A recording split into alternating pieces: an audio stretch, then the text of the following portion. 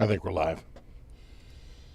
Sorry for the delay, but I wanted to do an update. I always do the update. And then I have to wait for it to restart.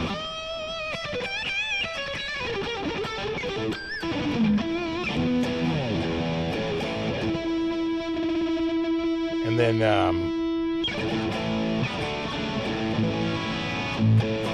then Chrome wanted to do an update.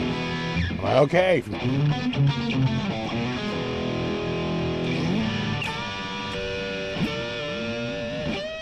Who do we got here? Deanna, Coots, Fretless Ed, Rockin' Rob, Bill, Vims, Wendell, Matt, Noise Boom, Larry John, Trolls, Jimmy P, BC Rich, we got Eric, Terry, Shreddy Murphy, Rick, Steve, Yeti Matsu.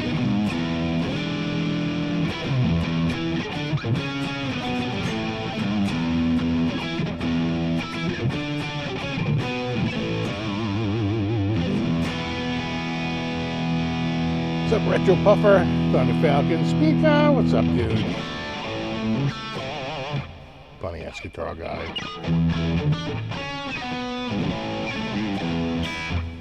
Of course, Vimps.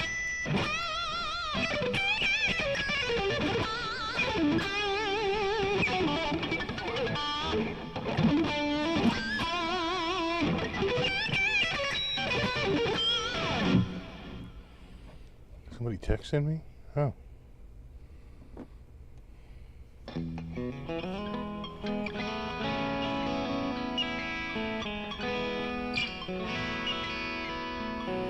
So where was I?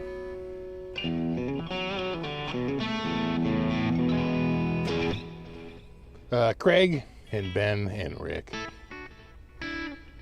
Johnny R. Tony, what's up, dude? Vince, Ben, Bill, Jay Shaft, Papa Blue, and I think that might be it. That's everybody.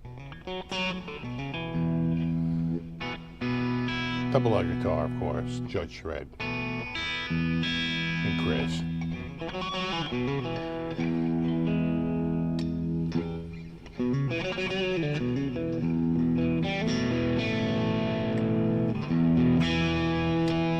But can it play 10,000 volts? Is it?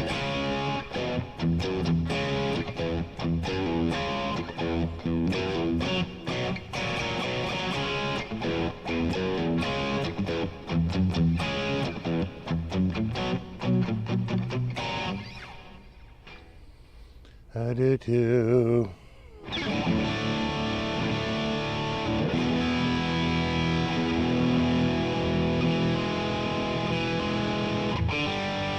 Like a brand new guitar, and brand new strings. And I haven't really played this guitar other than the video.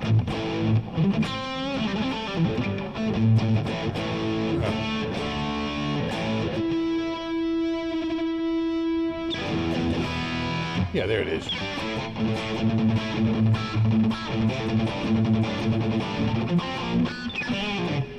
Oh, no wonder it wasn't all the way up.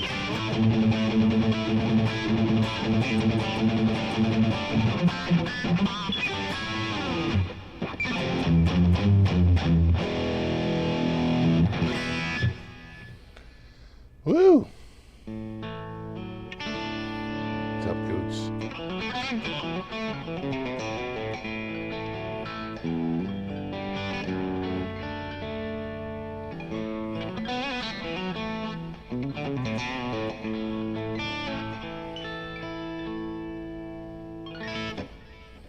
What's up, Johnny Bean?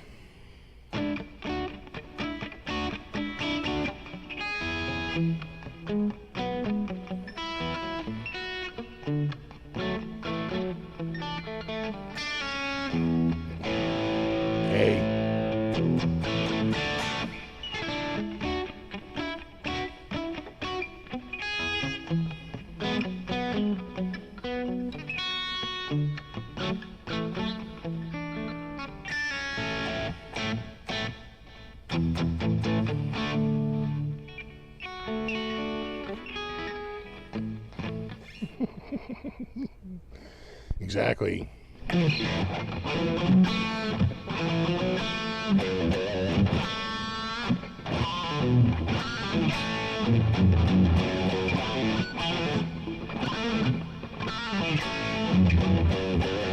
What is it?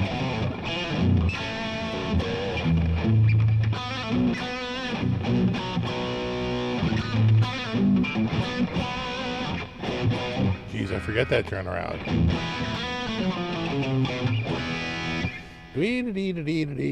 Do.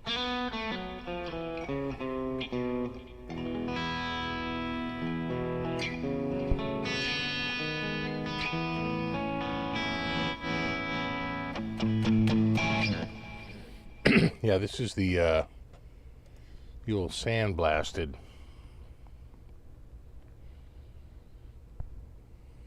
Satin. And they don't, it's not just a green, they do like a blue and a red and a white. They do a few colors.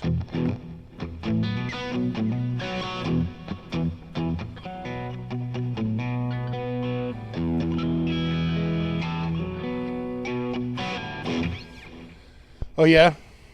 Manfred, you're trying to do your own sandblasting on a guitar? On a swamp ash party? That's what this is. It's not a whole swamp ash, I think just the top is. I think it's a mahogany body and a swamp ash top.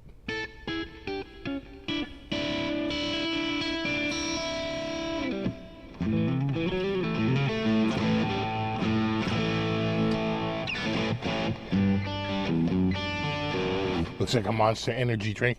You know what could be inspired by?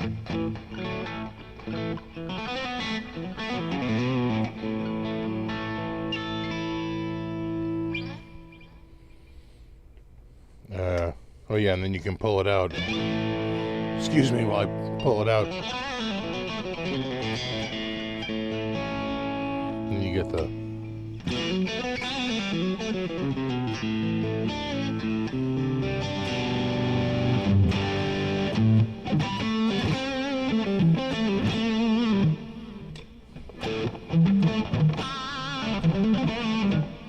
versus...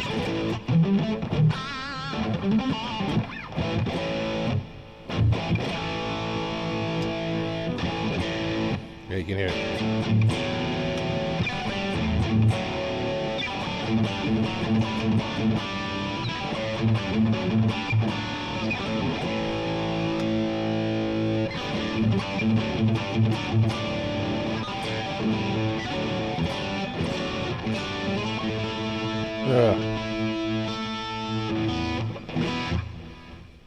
Yes, we just I think the nut needs to be lubed, because what happens is I tune it up and then they go sharp because it just takes a while for it to finally pull the string all the way through. You pull it up and you think it's there, but there's actually more tension on this side of the nut, this side of the nut, than this side of the nut, and eventually they equal out the same tension and it just pulls the note sharp.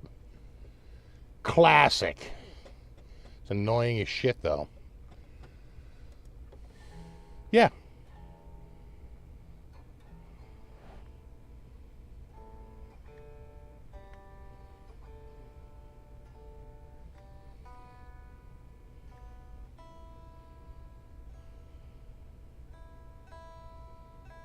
Here we go. Let's see how long this holds.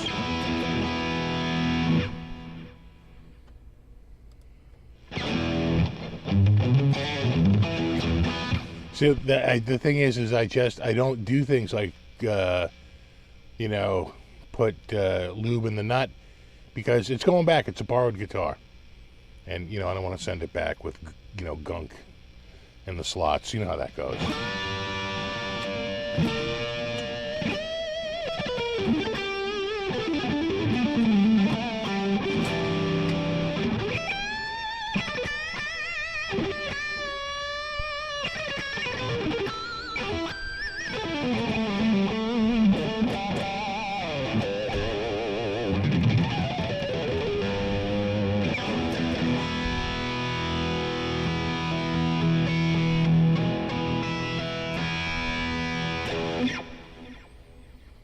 So, how was your week? Funny story. A few months back, my wife was like looking at concerts to go to. And, trying to come up with suggestions. And one of the concerts that came up was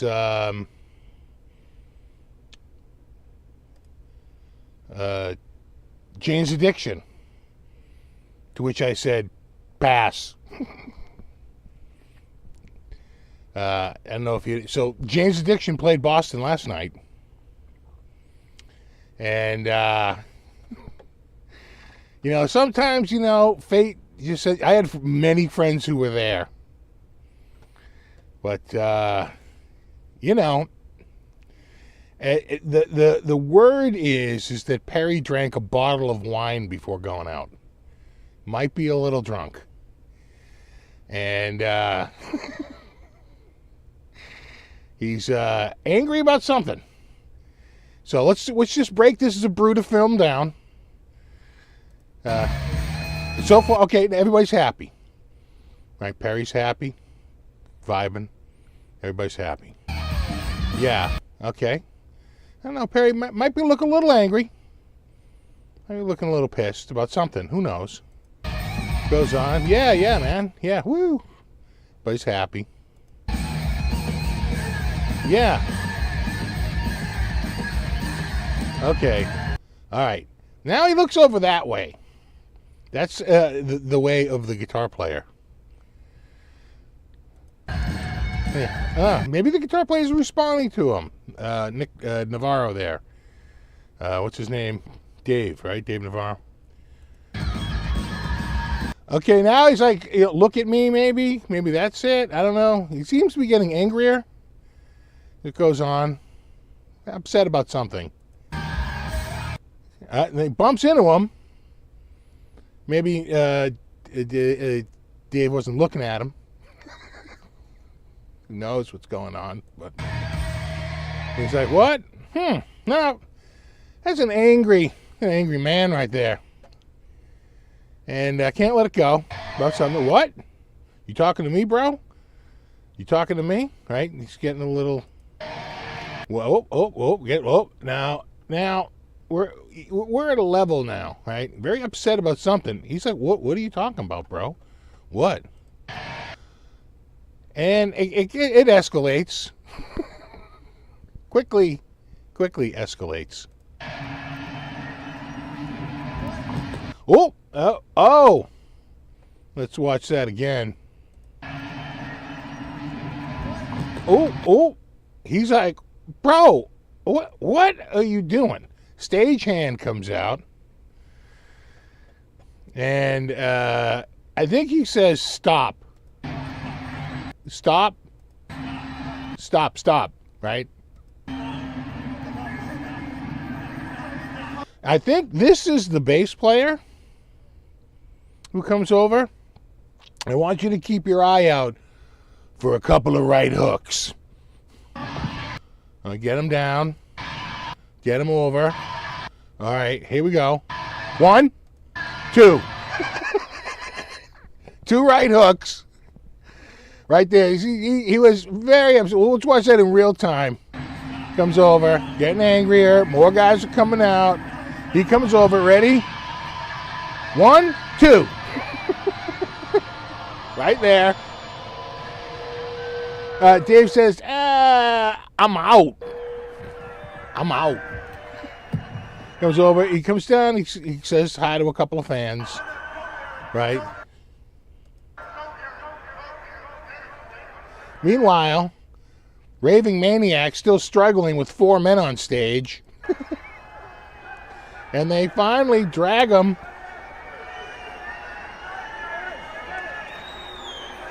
Oh, and here come the Boo Birds.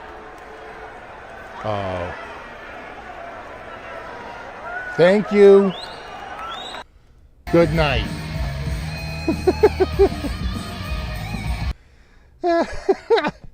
And, yeah. So I missed that. I could have been there.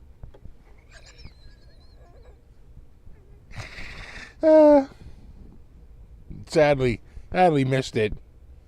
But, yeah. Well, everybody saw it because it's been going everywhere today. Exactly. Dave's a lover, not a fighter.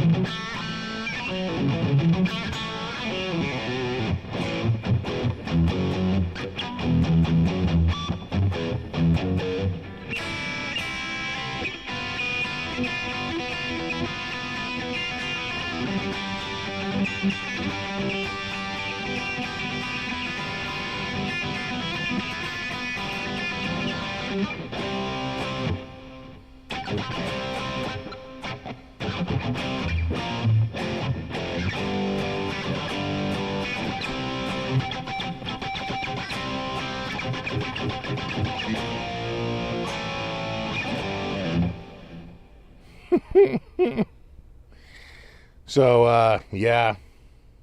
Like I said, the rumor is that he downed a bottle of wine before taking the stage.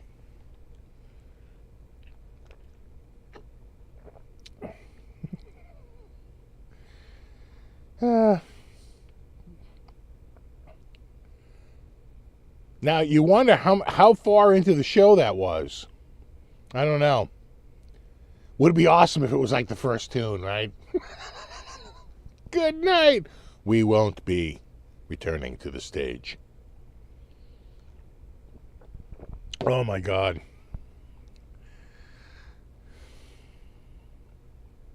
And it's good.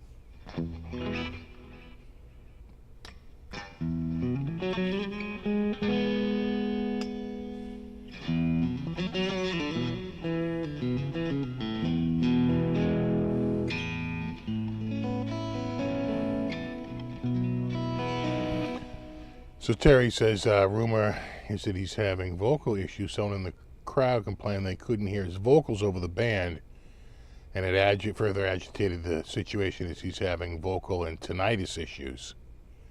Yeah. I've heard that he's made quite a mint off of the Lollapalooza stuff because he sort of owns the concept. And so because of that, he gets a licensing, or creator fee as a producer or creator, executive producer, executive creator, something like that, So he's actually done quite well just outside of Jane's Addiction with the whole Lollapalooza thing. Because for as long as those went on, he got, money out of it. So that's, it's a nice job. It's nice work if you can find it.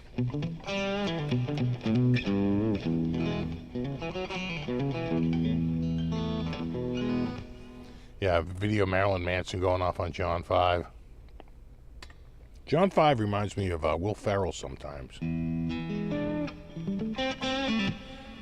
And specifically Mugatu, because they have similar glasses sometimes. He wears like these big glasses that remind me of Mugatu.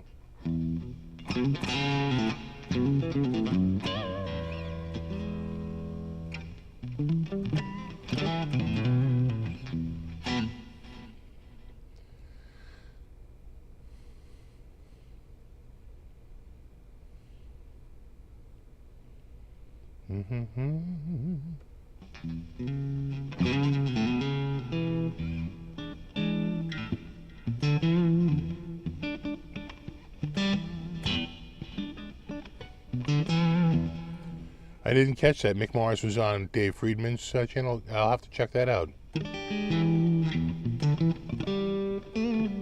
The Tone Talk show, I'm assuming.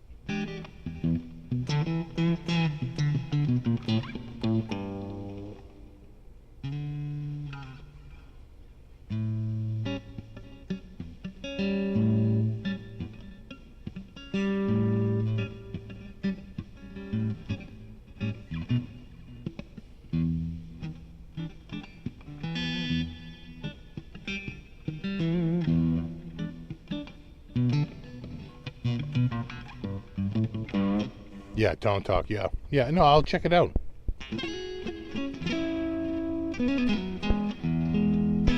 Oh, yeah, he answered your super chat. What the fuck am I hitting here? Oh, it's on my foot.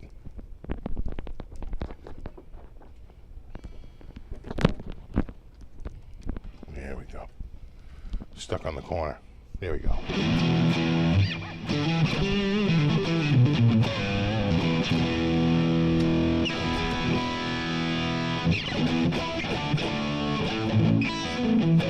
Dolly Parton joined Five Finger Death Punch. You know, I think we all saw that coming. It was about time. I mean, it was pretty much the world's worst kept secret, of course.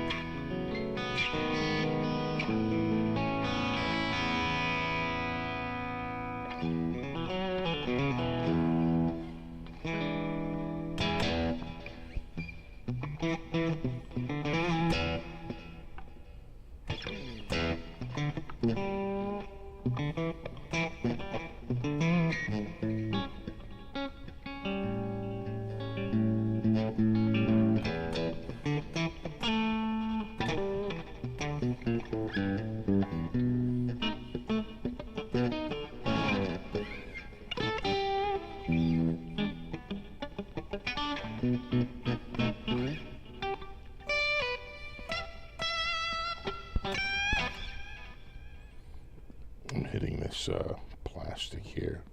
I usually leave the plastic on the borrowed guitars. There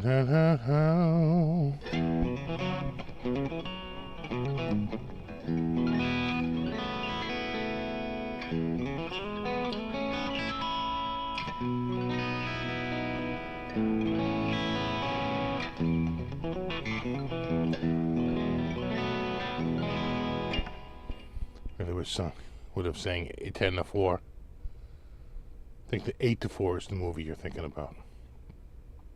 Did you guys see the new? You can call this up here. The new Gibson. Oh, in the way. Ba-doo-doo, the new Victory. 'Cause it's a victory. So, it's almost a Victory. But the original Victories actually had the headstock of the Firebird. And not the Explorer. So they definitely have a design change going on here. The body is Victory. But the headstock is not like the original Victory. Hold on a sec. Let me see if I can find an original Victory for you here. Real quick.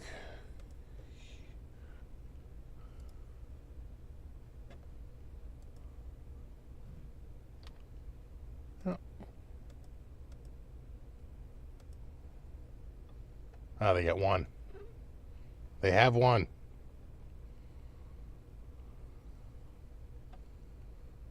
Yeah. All right. So we can go to that in a sec. So here's the new one. They have like a 2 levels. It looks like a translucent burst, which is $24.99. Right, in different colors.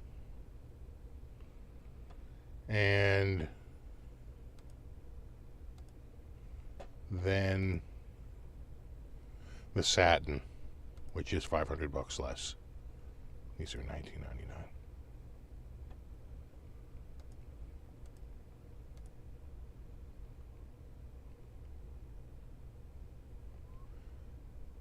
Now, right, you see that. Now, this is what the original looked like. Right there. See, it had the whole different headstock. Had the, the Firebird headstock.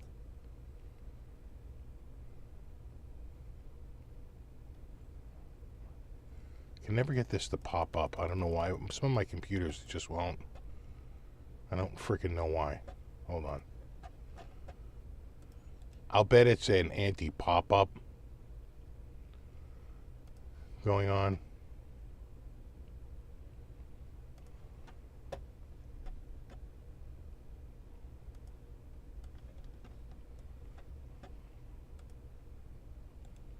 Just for shits and giggles. It works here. It works in Explorer, not Chrome. I think Chrome has an anti-pop-up, and it sees it as a pop-up.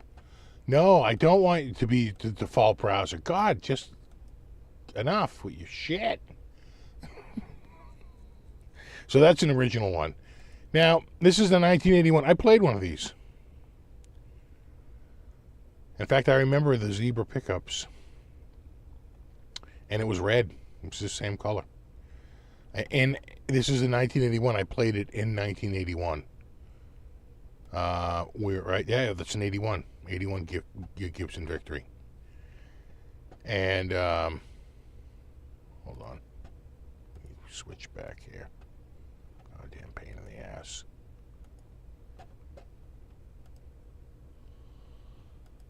There we go. And back then, I was in the store, the big music store downtown, multiple levels, like literally 4 floors or some shit, and huge music store. And went in there to get a Fender, the Strat, and I was with a friend and my dad said, you know, you sure that's the exact guitar you want? Why don't you try a few different guitars around the same money? And one of the guitars I tried around the same money was a Gibson Victory, which I actually really liked. But I had to keep telling myself, no, you're here to get a, you're going to get home, you're going to be like, what, how did I get talked into a friggin' Gibson Victory? I went here to buy a Strat. And I walked out with a Strat. But the other one was a Hamer V, which was very heavy. That Hamer was like mahogany and like maple. It was freaking weighed a ton. You know, of those guitars, I'll bet the Hamer V is worth the most amount of money. Without a doubt. The Strat like the second amount and the Victory like the third amount, because the Victory wasn't too popular. But they reissued them. No, not Daddy's Junkie, E. Wurlitzer. Daddy's never had a store that big in Boston.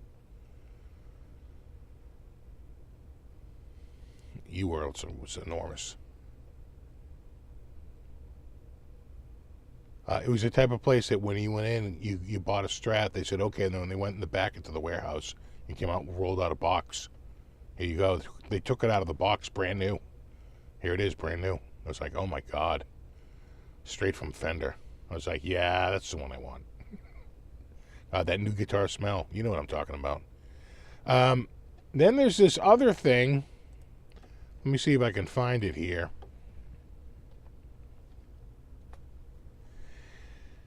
It's a book. I think the book is $350 for the regular version. It's like $700 for the deluxe version, and it's $25,000 for the limited edition that comes with a gem, an Ibanez gem. What the hell is that story? Yeah, there it is. $25,350. So, oh Christ. No, I do not want to join. Sign up for our newsletter. So this guy writes a book called Wire and Wood. It's 1,000 pages. Says it took him 5 years to finish. And he talks about the guitars of Steve Vai, right? Sometimes an event happens that becomes part of our shared cultural heritage. This is one of those moments.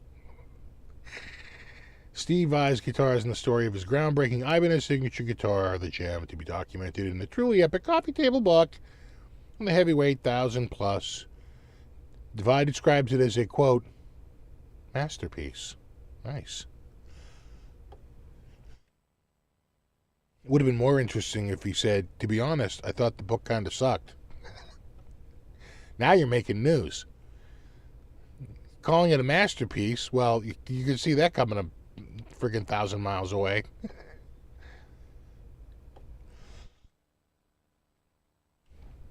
Anyway, blah, blah, blah.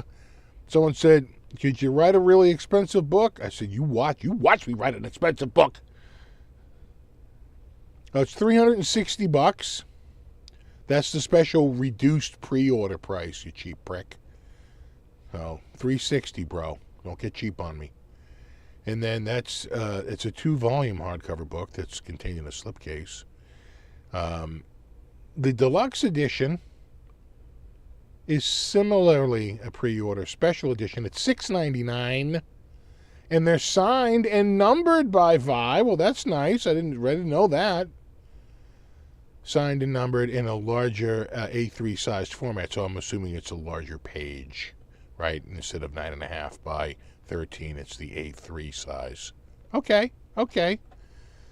It's still $700 for a book.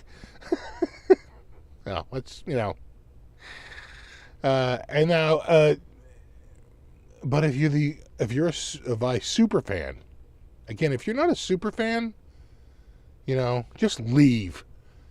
And you're looking for a super collectible book and an uber high-end electric guitar to go with it, the Ultra Edition is for you.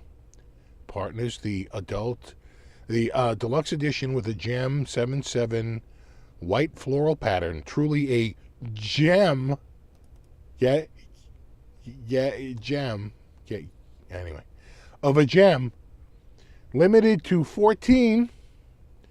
Each guitar signed by Vai and includes a signed certificate of authenticity.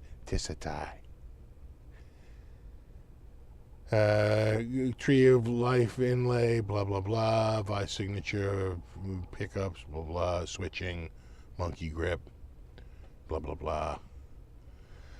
Vai is the latest high-profile guitarist in recent years to release a book celebrating his guitar collection. I guess Johnny Marr and Slash. Vai said, I was surprised by what he saw. He saw money being made and said, me too.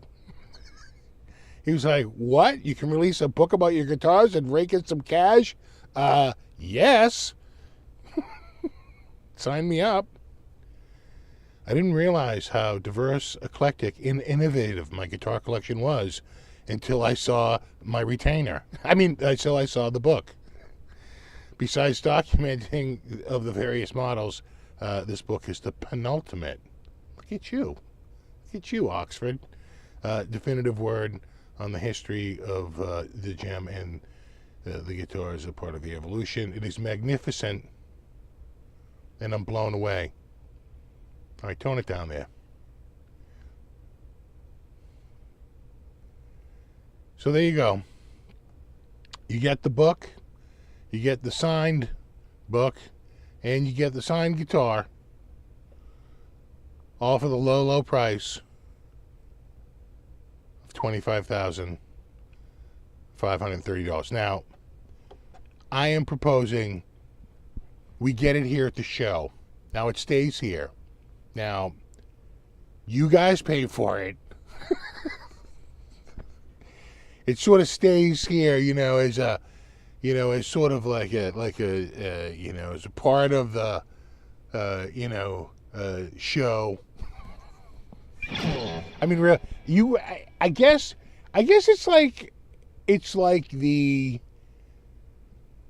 it's like that double neck for like $50,000. It's a collectible, right? No one is getting that to play it, right? They're getting it to hold it. And use it as a collectible that's going to earn money at some point. Hey, thanks, Sassy Cat. See, we're $5 into it so far. We just have to do that, like, 100,000 more times and we're there.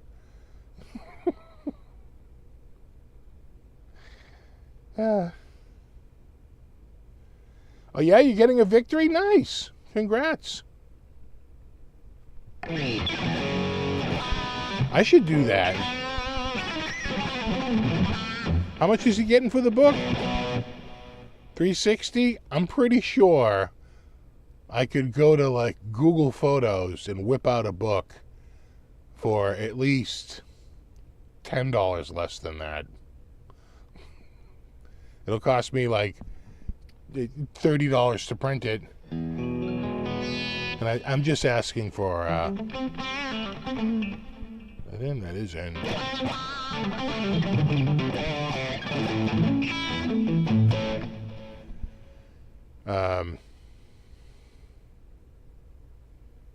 I'm just looking at this thing again. The guitar does look nice. I'm just going to say that. Hold up. I'm going to go back to that. The guitar looks nice. I don't remember, but did they ever make this style floral pattern? I don't think they did. Right? I think that you're getting a distinctive guitar, a collectible. So, at least that's what you're hoping.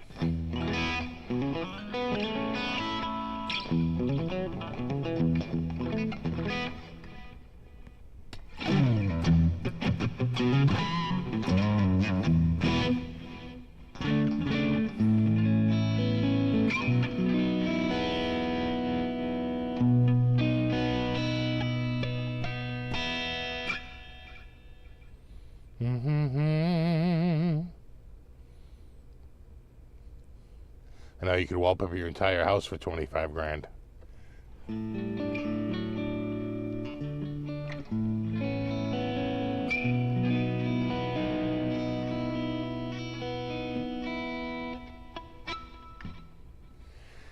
Yeah, you'd rather have a black than the cream look. I think it's because the black is out there. They want to make it distinctive, right? So you can instantly tell, oh, that's one of those rare ones. Oh, that is good. That is good.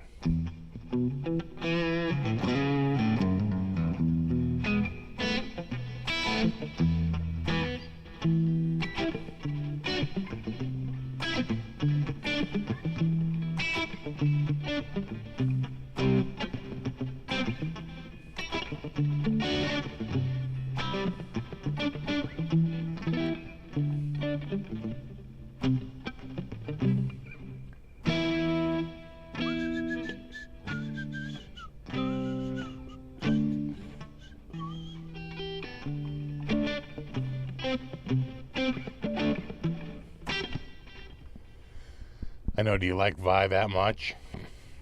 I mean, you better be a mega fan. It's probably why there's only 14. They don't want to be stuck with any. And they know that they can probably sell all 14.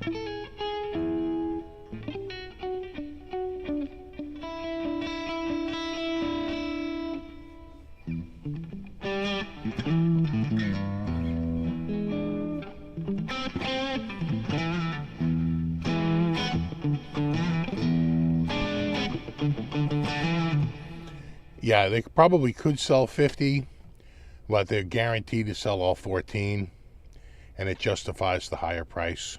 I'm sure they'll sell pretty quickly.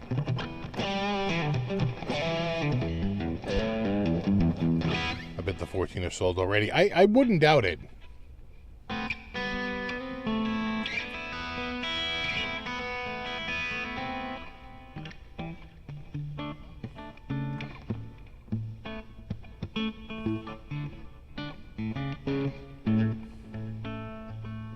Said, Beto, he's as bad as can. Beto.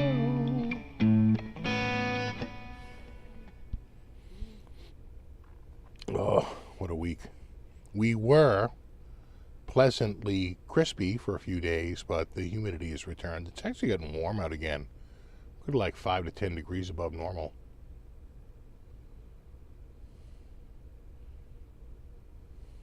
Beat, gotta remember Beetle, man. You know who I was always surprised is still going? Jeff the Drunk.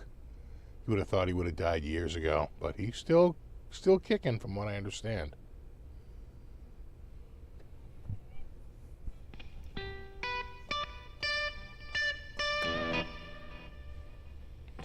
'86 there. Yeah, I saw Angry Alice passed away. In Psych, which, for some reason I thought Psych had passed a couple of years back from cancer. But a friend of mine was like, no, he said he had cancer and he didn't think he was going to live very long, but he actually wound up living quite a while.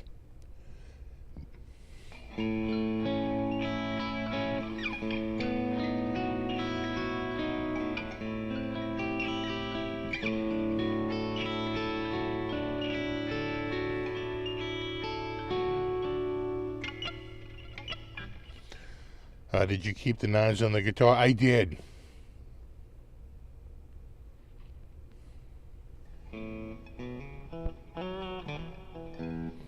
Did I see the clip of Hank the Angry Dwarf doing rock trivia? I think everybody, I think my mother has seen that clip.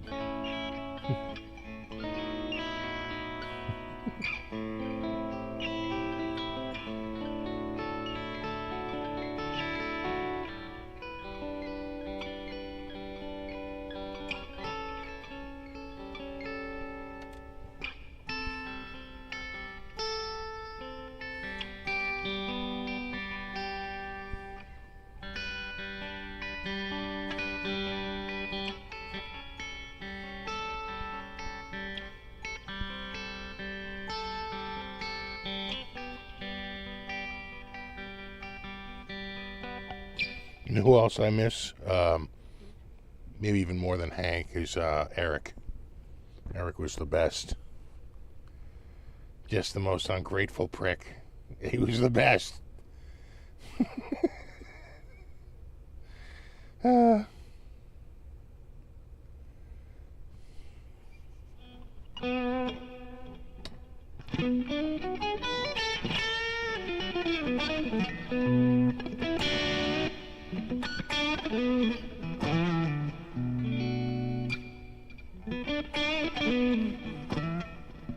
Exactly, you gotta love that. Somebody posted years ago, literally, they took the time and went through, probably using like Mark's Friggin'. They went through and pulled every single Eric clip. And no matter, like, from the start of the phone call to the end. Any appearance in the studio, like everything Eric ever did. And it's not a ton. I want to say it's under 200 clips. You know, you would think it'd be 1,000 clips, but it's not. It's like, I think 170 or something like that.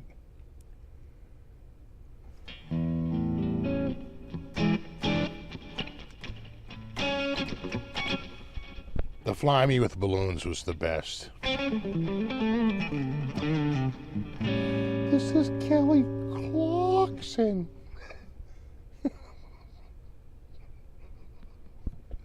Who's high pitch? God, that show. Yeah, the werewolves.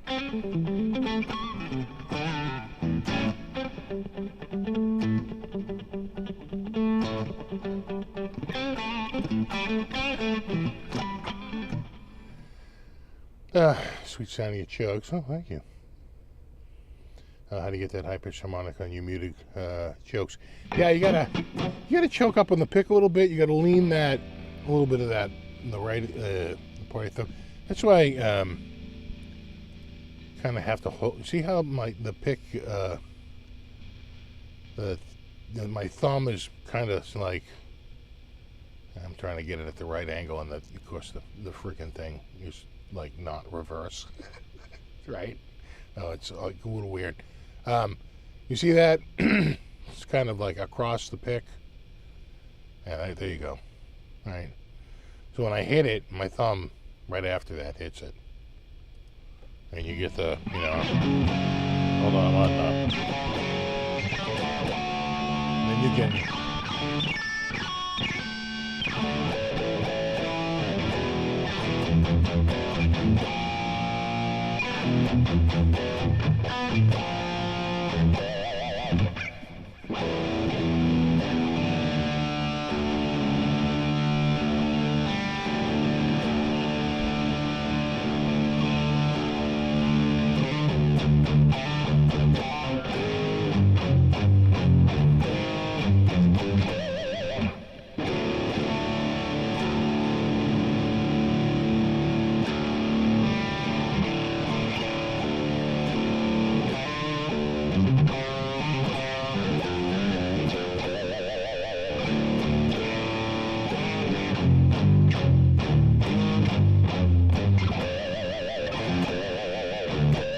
That's my ringtone.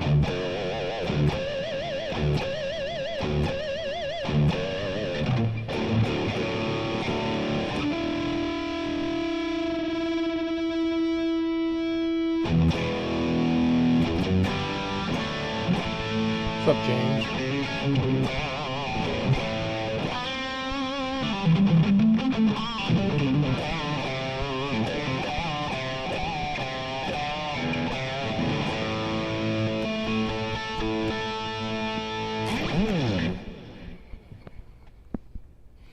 Ah.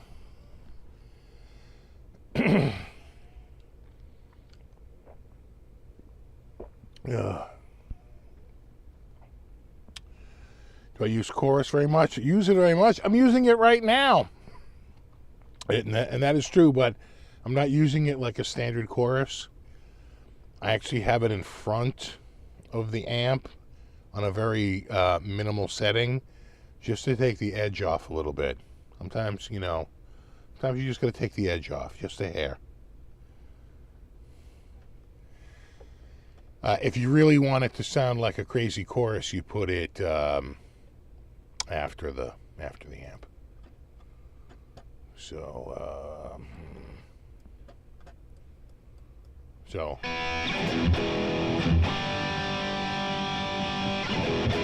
that's the chorus off.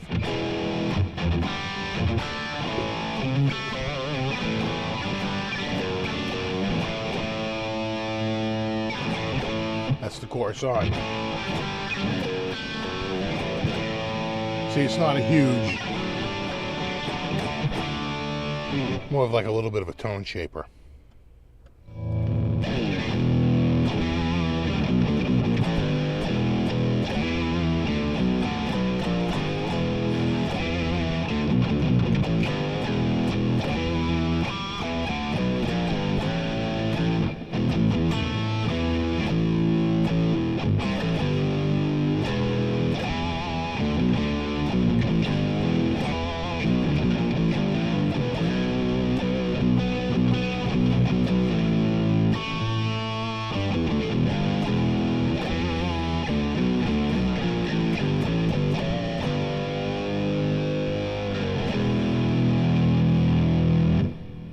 You can't go wrong with an octave pedal.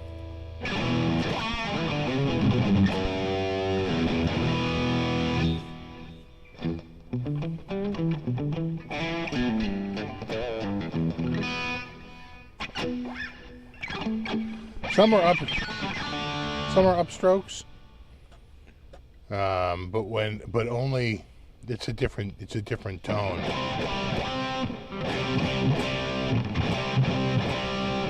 So like, right,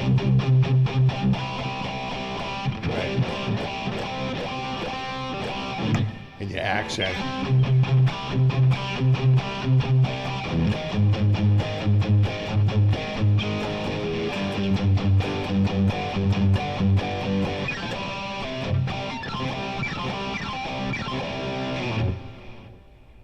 Just as an example,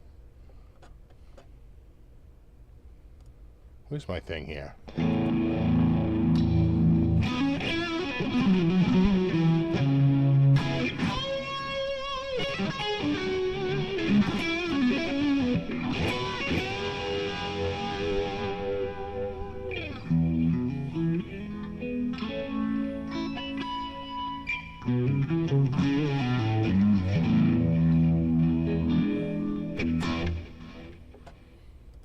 I like that one a lot. That's the Stone.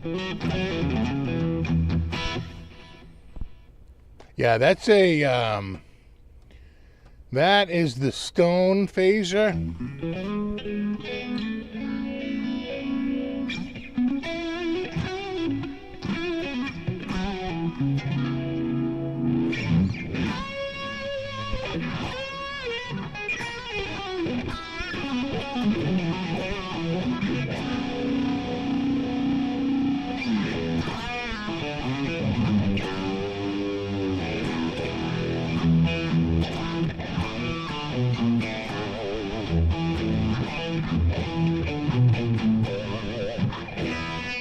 Wah, wah.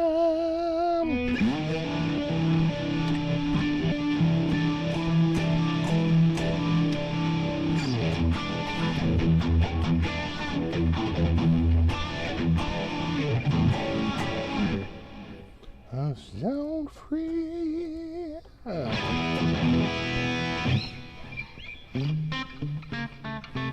It's the same patch. I just turned the phaser on. There's two different phasers. This is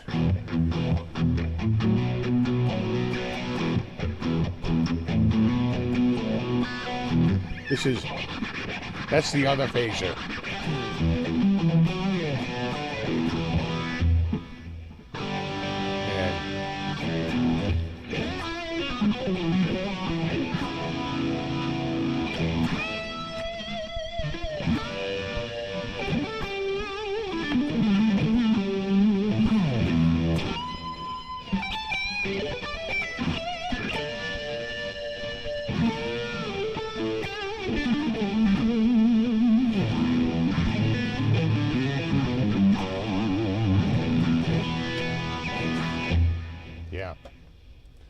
Oh, yeah. And I think in this, is that a...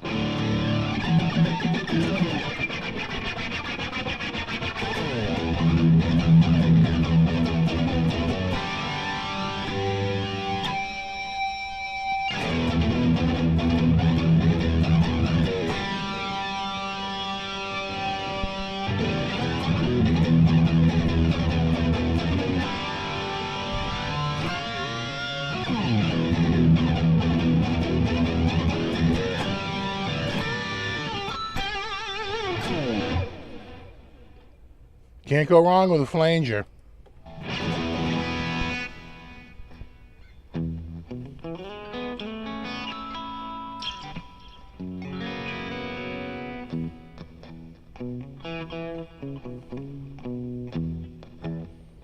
What, this amp here? That's a Hughes and Kettner. Or that amp there. That's a 6505 plus.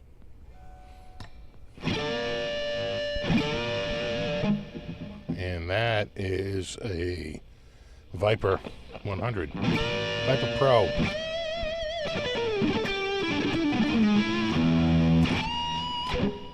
Oh, shit. This plastic is coming off. I try not to take the plastic off. I leave that for the person who's going to actually buy the guitar.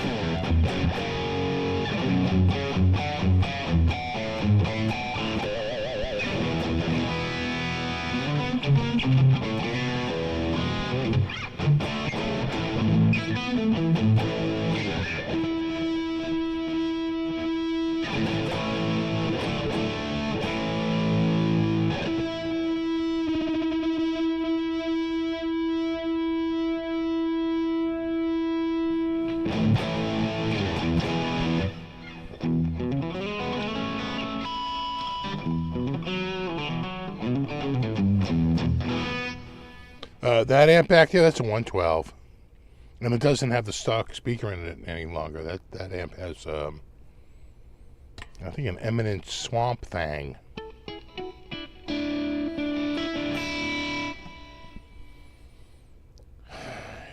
Yeah, this is that Brit 87 tone.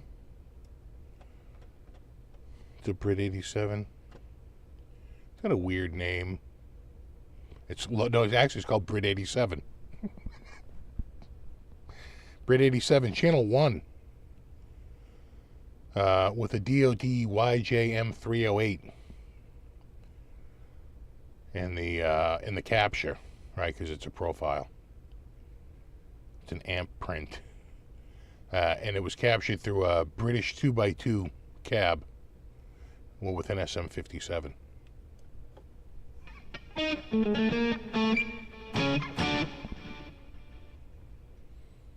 Doo-dee.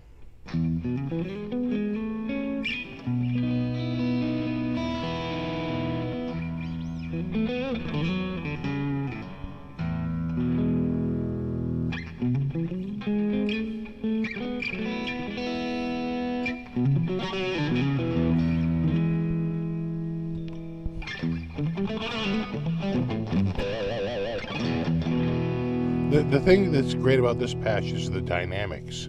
And I can roll way back and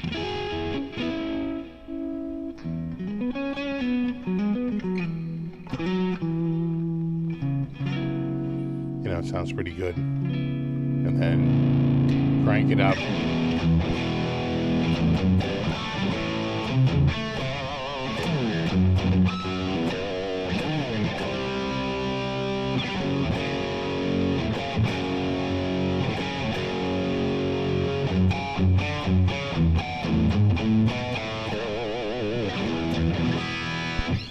Thoughts on the PRS? Like all PRSs, they always sound pretty damn good. Their pickups always sound good. They're always in tune. Like they do spend a good amount of time making sure everything's intonated and in tune. What I would do if I own this guitar is I'd lube the nut up and change the strings to my brand of strings and dress it up a little bit, and that would keep it in tune much better than it is right now. But this is a borrowed guitar, so I don't do any of that. I send them back. But I like this guitar. I haven't had a PRS here that I was like, wow, this kind of sucks. I'm sure there could be one, but I haven't found it yet. I tell you, the one that really impressed me, the one I really liked, was that friggin' Silver Sky. I thought the pickup sounded really good, especially for such a low-cost guitar.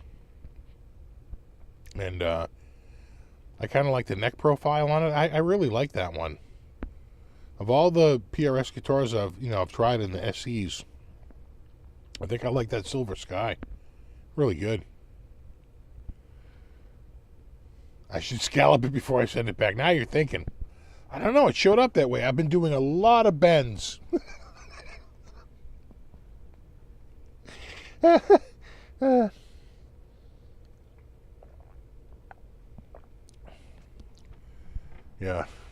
What's that? Yeah, it's the old style. Like I said, if they had just made the paint fluorescent so that it glowed under a black light, I think that would be a massive win. But it doesn't. I was so bummed. I was like, come on, black light. Nothing. I was like, oh. Bummer.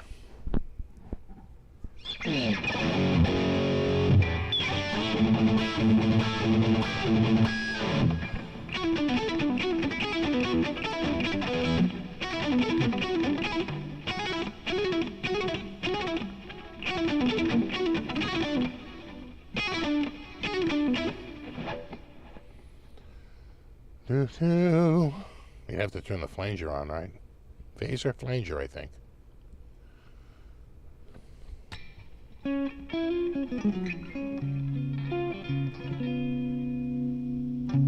I don't remember Bruce Kulick in Black and Blue.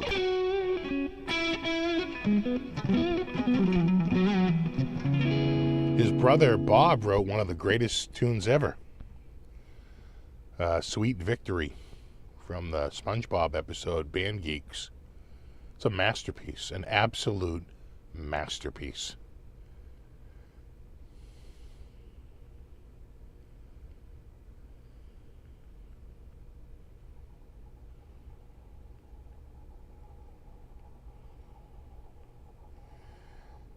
I don't think it was Meatloaf singing it. I think it was the singer from Jafria. Was that who sang it?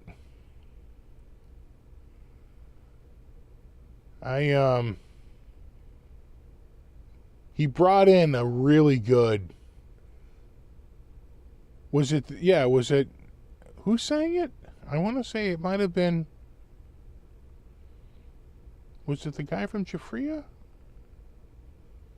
I would have to look it up. The powerful voice, though. Perfect for the song. Just absolutely perfect.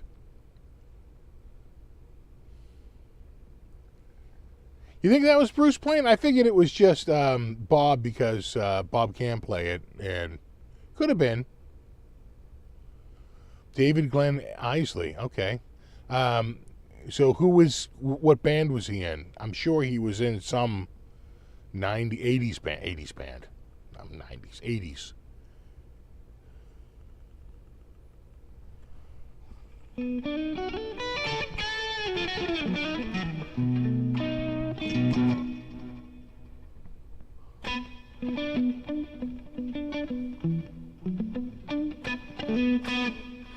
So he was in Jafria. Yeah, okay.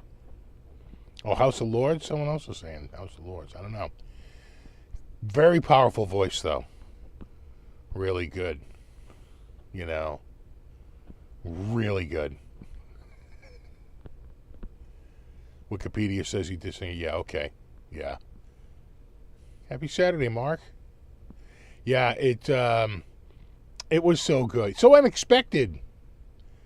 Right? It just came out of nowhere and was just perfect. Perfect. That was the one episode where I was laughing so hard. My kids were like, what are you laughing at? They were like, what is so funny? They were like, could not understand what was so... I'm like, everything. Everything.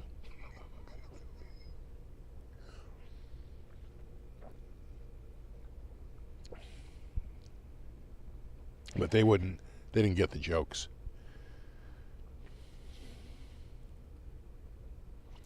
Yeah, Bob sadly did not have the right look for Kiss, but I think he'd been working with them longer, right? And Bruce, I think, had been touring with Meatloaf, and then after Kiss, he was with Grand Funk Railroad, right? For years.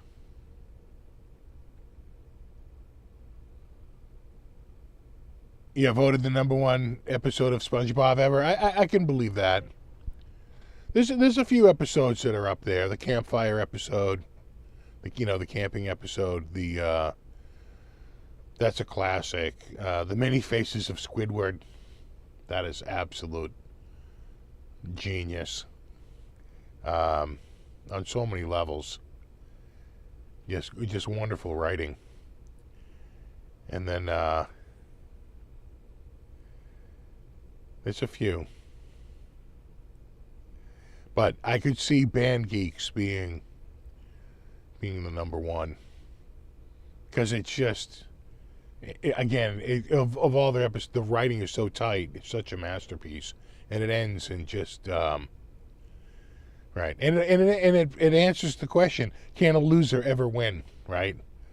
Does Beavis and Butthead ever score? Right?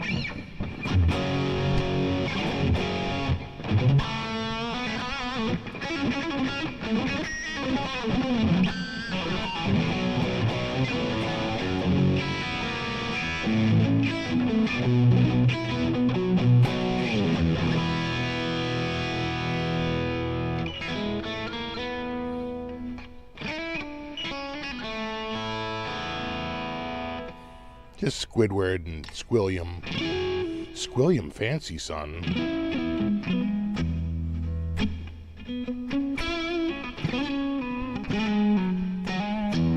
I hear you're playing the cash register lately. You're playing in a band? Yeah. I hear you're playing the cash register.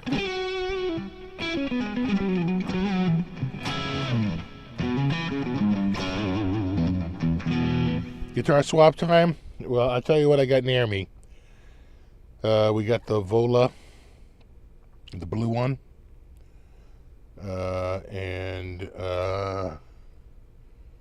What else we got? I got the Jackson. That's probably close enough I can reach it. That's his eager face. Where's your band? They died. Then who's that? Oh my God, my band!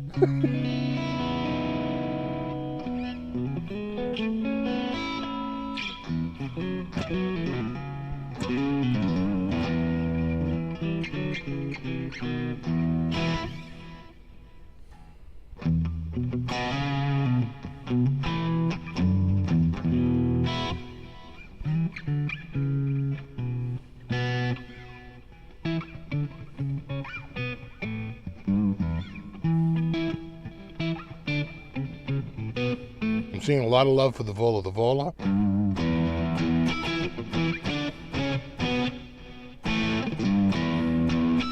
Don't make me go all Perry Farrell on you. Perry Farrell.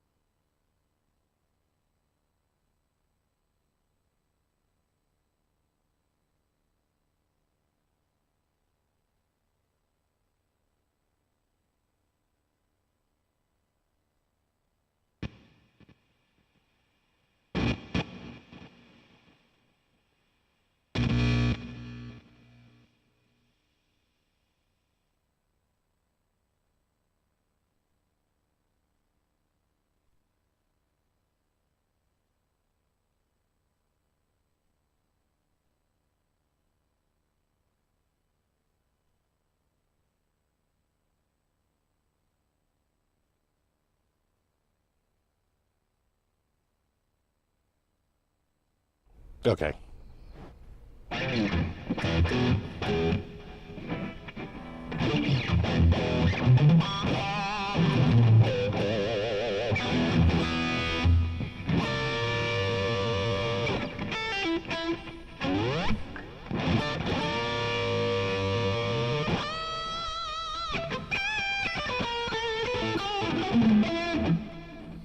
Everything about trying out the new LTD 87 Custom? No, but I could request one.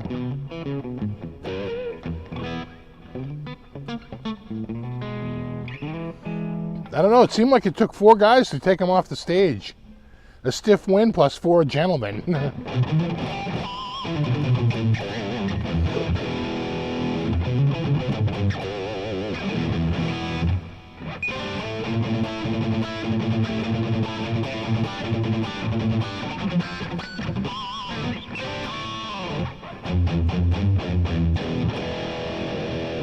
Exactly, and 4 punches to the gut.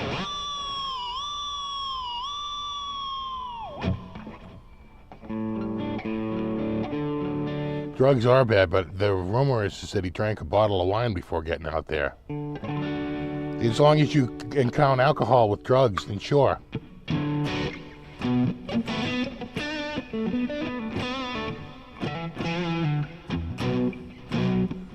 What's funny is there was a video of Van Halen. I want to say it's from 80 or 81. It's a pretty good sized venue, and they're out there and they're doing the tune, and everybody sounds good, but man, Dave is just, his voice is okay, but he is just way off, and it takes a couple minutes and you realize, oh my God, he is absolutely shit-faced. He is completely drunk off his ass. He's staggering. He's slurring his words. I'm like, oh my God. And then I get to the comments and they're like, oh my God, is Dave drunk or what? I'm like, right?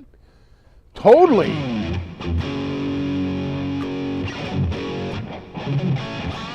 What did the Jackson cost you? $13.99.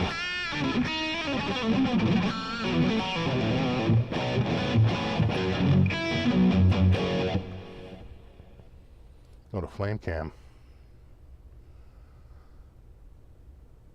Do do.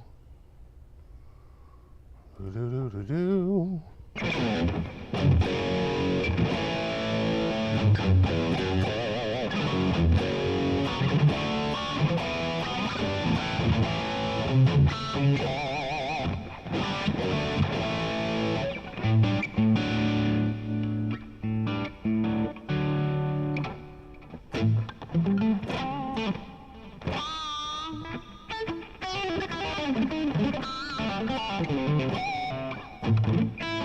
So Van Halen's Roth was so drunk that night. Michael Anthony sang 60% of the songs.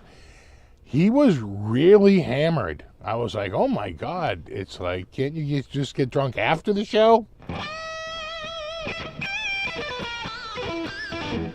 I have not tried Tonex, and I doubt I will.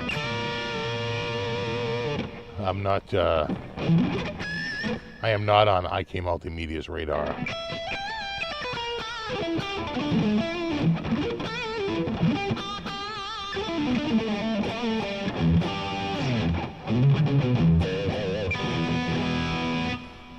Have you seen the FESG Junior Youngblood? No. But I did catch Youngblood's cover of I Was Made for Loving You by Kiss. Quite frankly, I kind of liked it. I thought it was pretty good. Thought it was pretty damn good. Can I say why? Yeah, because I shit all over IK Multimedia for hiding all of their drivers behind a registration wall. And if you're going to be a hardware company, you can't like hide that shit behind registrations. And then when you try to go support the hardware that you bought used, they're like, oh no, we only provide like drivers and firmware updates for people who bought it new. It's like, why? They're like, well, you don't have a license. It's like, I have the fucking synth right in front of me. And they're like, oh yeah, you have to like transfer the license. I'm like, you just don't understand how the physical world works, do you? Because I got the license when he handed me the goddamn synth. No, I don't like IK Multimedia. I don't like any company that hides their drivers and their firmware updates behind a registration wall. I think it's bad business. I think it's a software company that's trying to get into hardware, and they're still thinking like a software company. And they're just so wrapped up in this whole software thing that they can't bring themselves to actually support their hardware. They want to support the person and not the device. And that's where we diverge, where we have a difference of opinion. Because it's like, if you want to be in the hardware business, put on your big boy pants and put some software out there for free, like USB drivers and firmware. You know why? Because unlike the other software you sell, that software is worthless unless you have the hardware. That's a concept they can't seem to get. And I've been in like fights with them over getting drivers and firmware updates for stuff I have. And they're like, well, you don't have the correct serial. You don't have the right number. I'm like, I'm reading it right off the device. They're like, oh, no, you need a software card. And I'm like, yeah, I don't have that. I bought it used. They're like, oh, well, you have to get the person to transfer the license to you. I'm like, hey, asshole, I have the license right in front of me. It's the goddamn synth. I'm not looking for a light version of Cubase. I want a driver. I want firmware updates. And they reluctantly sent me like a 48-hour link to like download it after 20 emails. Who's the customer service genius that came up with that? Just put your drivers out there on a web page and I can just go click and download it, because, if I haven't mentioned it already, that software is worthless unless you have the hardware.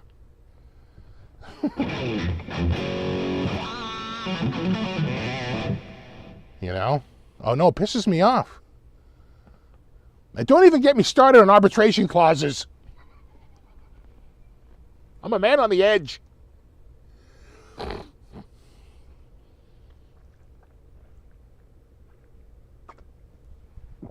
Oh, that's good.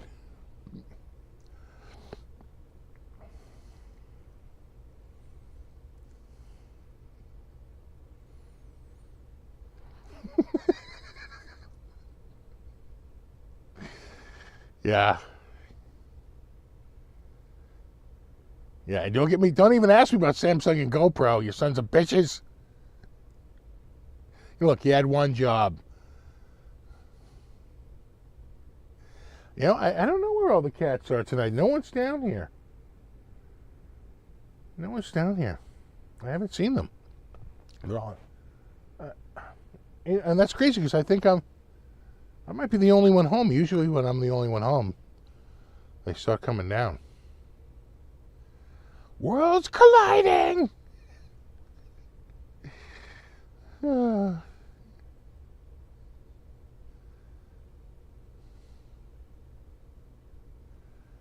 So, to sum it all up, I'm probably not getting the Tonex. Just playing the percentages here. Probably not.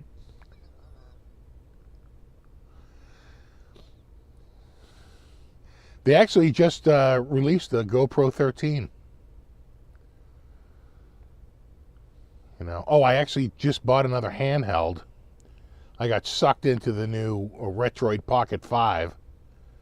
I buy it, and then I get an email saying, yeah, we're shipping in the end of October. I'm like, oh, you sons of bitches, I would have waited.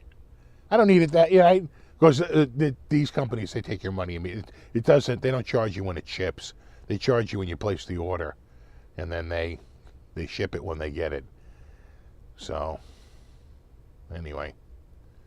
Any trailer updates? Not really. I haven't really done much with the trailer. I do need to, quite frankly, do another coat of paint on the outside. I ran out of paint. It looks like shit. I got to finish it. You know, it's a big pain in the ass. But I'll get there. Because, you know, to do it right, I really want to take the wood, I want to unscrew the wood and fold it down into the cab, right? And roll it on the outside, and then lift it back up and screw it back in again, right? So that the paint goes underneath everything, right? Yeah, that's time. And, you know, it's been muggy. Dew point out there right now is 63. Dew point a couple of days ago was 43. 43, yes. Yes, that is great.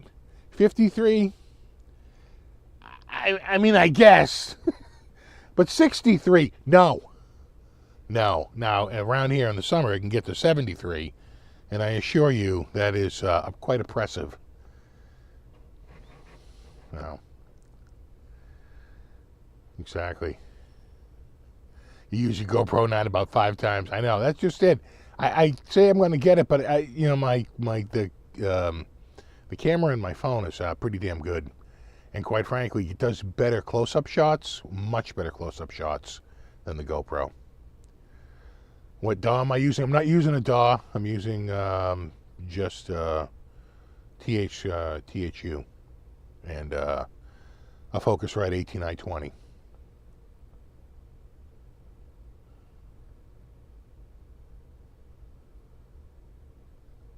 You're out apple picking today, hot and humid. Yeah, it wasn't not a day for apple picking. Give it a month. Is the sump still doing its thing? Yeah. As a matter of fact, I don't know if I mentioned it last week, but you know, it's been dry. We're going into like our 23rd, 24th straight day without rain. That sets a record for the last 25 years, I think. We're getting into top 10 territory of all time. Of straight days with no rain. And there's no rain in the forecast for, I think, 2 weeks. So we could be breaking records. And so I was out there with the hose and I have a lawn sprinkler, and I just run it for a little bit, 20 minutes here, 20 minutes there, just to make sure things don't get too nutty. But not so much the lawn, but the flowers and everything around the edge. You can just set it up. So I had it out there, and I was doing some work on the lawn, and I mowed everything, and I just happened to be back there, and I realized geez, it looks like the sump pump has ejected. That's weird. And I'm out in the backyard for a while, and a couple hours later, and it ejects again. But see, the air conditioner isn't on. There's nothing draining. The heat isn't on. There's nothing draining down into the sump pump. You know, condensation from the heat, right, because natural gas has a shit ton of water vapor in it. That condensation goes down to the sump pump in the winter, and the condensation from the, you know, from the condenser, the evaporator in the summer, it all goes down the sump pump, and you know, eventually it could build up and up. But that's off. That's not even on. So, like, whatever. The next day I go out there, and there's so much water out there, and I was like, oh my God, how long has this thing been ejecting? And there's no water in the what is going on? Like, this is insane. Like, we're going through this massive dry spell, and my sump pump is ejecting seemingly nonstop. You know, not nonstop, but like a dozen times. It feels like in the last 24 hours. And it goes again. It ejects again. I'm like, holy shit! What is going on? And I can't figure it out. And then I figure it out. I had a hose reel, a very leaky hose reel that leaks water. And I had it way down along the fence. And when I was mowing the lawn, I moved it up next to the house, right next to the foundation. And it was leaking water right next to the foundation. And it took a couple of days, but eventually it saturated it enough. And it just kept building and building and building. It was literally my hose reel leaking down there. I just dragged it out next to the fence. Problem solved. I was like, oh my God. Could not figure that out. I was, what is wrong with you? And right in that area too, which I'm sure helps facilitate the water getting down there, is at least 2 chipmunk holes. So that'll do it, because they dig a hole down next to your foundation, and then the water gets at least halfway down before it starts to saturate, right? So it gets down there just even that much easier. I should just go out there. I won't try and fill the holes. I'll just dump a bunch of that easy set concrete in there, and you just put it in, give it a little spray, give it about 10 minutes. It'll be hard as a rock, and that'll keep them away from the foundation a little bit. It was a real problem. Bunks. Well, I just kept saying, like, how can there be no water in the basement? What is going? It was just such a mystery. We haven't had rain. I'm literally watering the lawn, and my sump pump is ejecting, like, getting like more and more ejections, more and more. I'm like, what is wrong with you?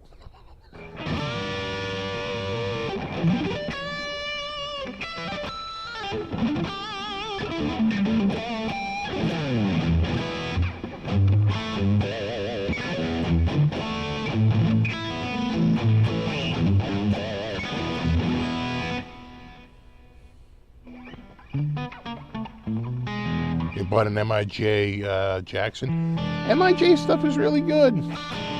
You know, there's only really 2 firms in Japan, and they're both pretty damn good. It's either going to be Fujijin or Tanigaki.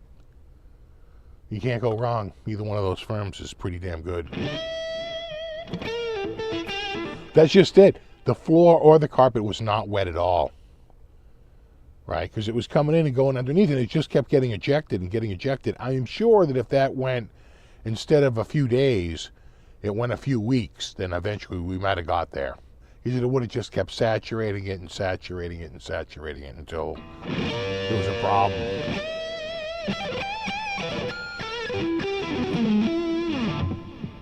You know? I think it was just, I caught it soon enough. And as I mentioned before, this sump pump ejects much lower in the sump than the old one. It's literally just shorter.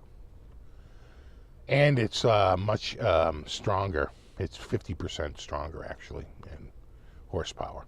So it ejects much faster than the old one did.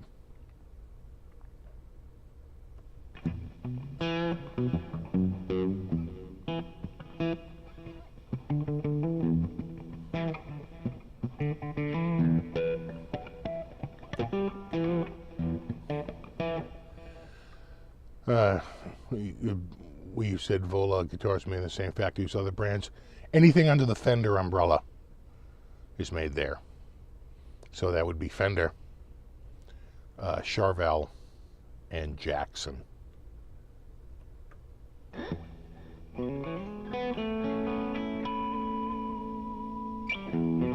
And EVH.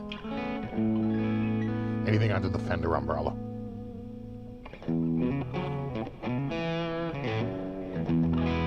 They used to go through, they used to go with Fujigen, but then I think Fujigen went retail with the FGN line of guitars, and you know, you're gonna lose people, right? People are like, now you're competing with me in retail space? No, I'll find another builder. Do I own any Gibsons? Yeah, I have an SG and I have a Les Paul Classic, SG Standard.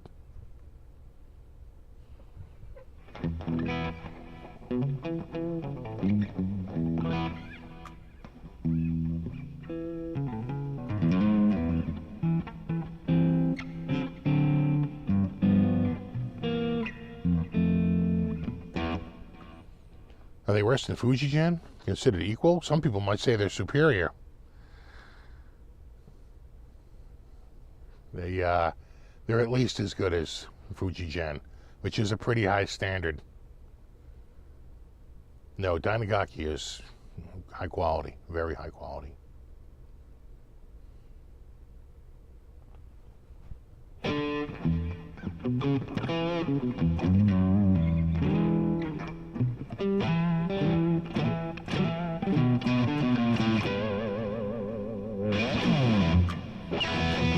I got a good, I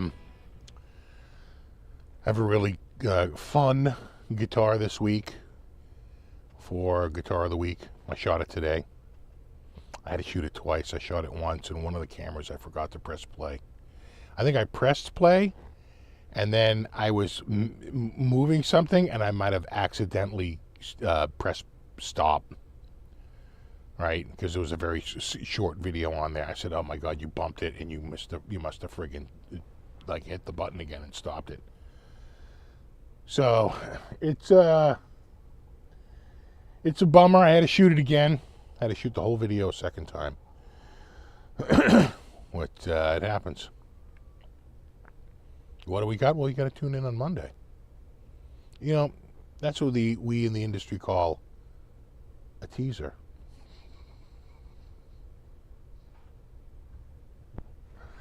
Can't tell you what it is, and you won't tune in. What if it's a guitar you're not interested in?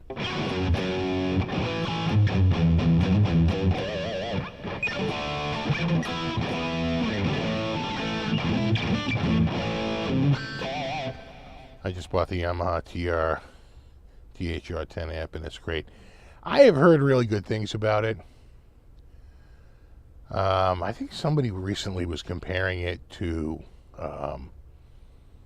the Spark, and basically saying, the Spark is very scooped. The that Yamaha, the THR10 is pretty awesome. I've heard nothing but good things about it. I have a little mini katana that I use. It's like a little tabletop. Quite frankly, I use it to test pickups on the bench and everything like that. But it's just a little katana mini. But it sounds good. It's got a little built-in delay effect that I think sounds pretty damn good. And I just set the knobs up just in such a way that I can switch between clean, crunch, and lead, and they all sound pretty good. Right? Get an Ibanez Pia. That's a little tricky. I try not to get the super expensive ones. Just because I worry. I don't want anything to happen to them. I'd be worried that if anything ever got damaged. That's also why I try to go for open box whenever I can. Blemished, open box, scratch and dent, anything on the clearance shelf. I tend to go there first. Just because it's a big responsibility to get a brand new guitar and not, have a ding or scratch or anything. It's like it's too much responsibility. And I don't want to ruin someone's guitar. So I tend to go for the Blood Eagle was a scratch and dent. I don't think the PRS was, but I think the CT50 Plus was an open box, like scratch and dent. I couldn't find it though. They said it was a blemish. I couldn't find it anywhere on it. And that's the one thing. It's like sometimes they show up as a blemish, and I think that they're trying to sell it like as an open box at a discount, and the whole blem thing is just a sort of a cover their ass. Kind of like you knew what you were getting into when you bought it. How's the bass journey going? It's actually going really well. I'm hoping to maybe get a bass this week. I will keep you posted. I have been looking at basses.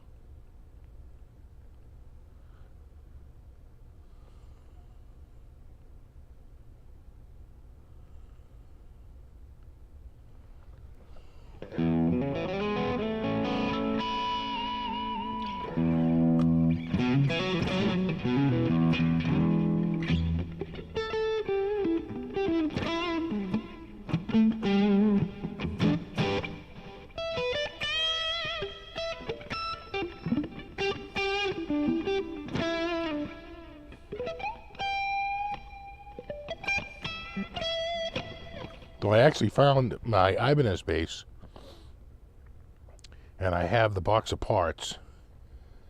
I could probably start looking at that and getting it back into, working condition again. Though I think I still want to take the bridge off, and it's got to be cleaned. It's really filthy, and remount that. That's about it. I think everything else is sort of cleaned up on it. And then I got to do a fret polish and a restring, and then that should be good to go. Yamaha THR units are killer. I have the THR10, THR10X, THR230.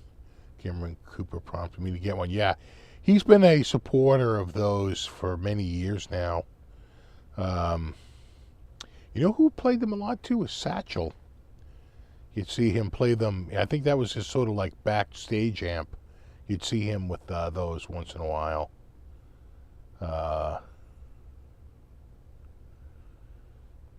Absolutely.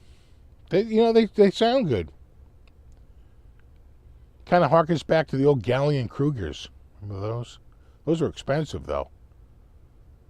The relatively speaking, the Yamaha's a bargain. Terry says he's really liking the Fender Player series. Got a Jaguar bass, so that's nice. Picked up last night. PJ pickup combination. Yeah. So one little bit of precision, a little bit of jazz. So you get that. You get the really low stuff, the rumble for the precision stuff, and then you get the higher, the pop, the snap, the slap out of the jazz. Sure. Oh, sure. That's what I think my Ibanez has. Actually, no, it's got two humbuckers now that I think about it. Active humbuckers. I'd have to look again.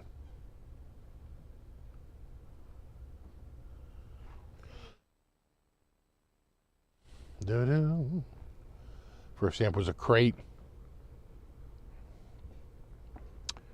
I remember the old crates, and they were literally in the crate, right, with the orange. They're kind of collector's items now. They're terrible.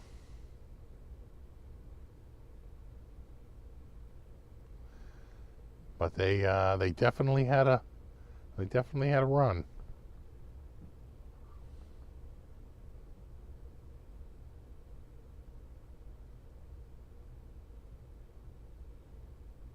Mm-hmm.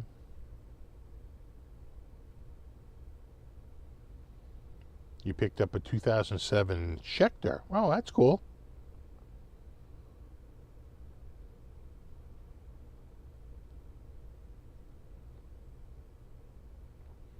Yeah, the hot tone, hot one. They had a run, huh? They had those whole series. They were quite the. They had a run about what, 2017, 2018. They were doing all those mini amps. I never got one of those. God, everyone was getting those. Henning had like every friggin' one of them.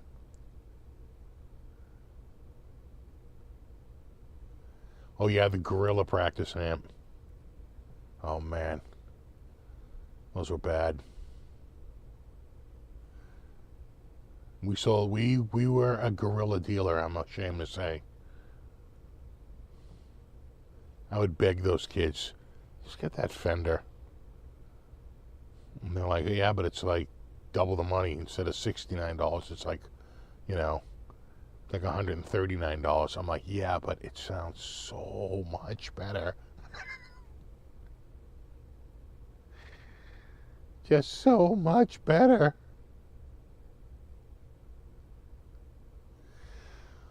Whatever happened to Panama amps? Well, it was found out. I think after the company had finally closed down,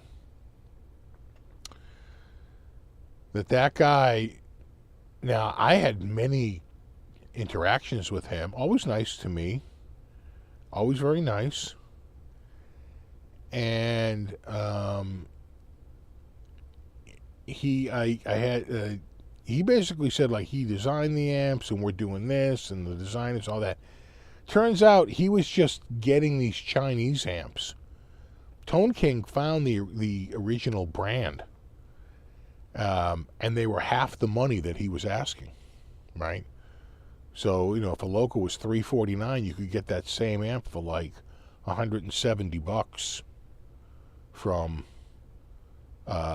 direct from China, from these, like, it was the same amp, but it wouldn't say Panama on it, and it wouldn't have that wooden, right? So they would buy the guts and put them in their casing, and it was sort of the whole thing was just a bit of a failure. The amps never really sounded all that great. It just depended on the amp. Some of them definitely, and people were saying, geez, he's supposed to be this boutique maker, but it's because they were just Chinese. They were just this, like, when I finally saw when Tone King showed those, I was like, oh my God, there is, what was it? It was the Inferno. That was the big one. He was getting like $1,000 or something like that for those, or $1,200, and you could buy them for like $499. It would be a different brand. It was some Chinese brand, but they looked identical. All the buttons were the same. Everything was identical. It was hardly a coincidence. So I thought the Loco actually sounded pretty good. I actually thought I had a Marauder, which is that big giant, I still have it, that big giant like tweed amp that they made. That was like a $900 head. I think you could buy, again, the Chinese one was like $450, like half the money. That one sounded pretty good, actually, but it only really sounded good when I was using the power amps, and I was using the preamp from that Russian, it was like a Mesa Boogie clone and a rack mount.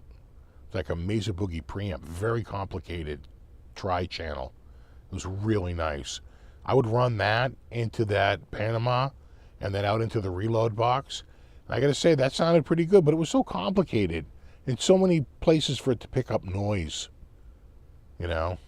At the end of the day, just going through the software is a hell of a lot easier.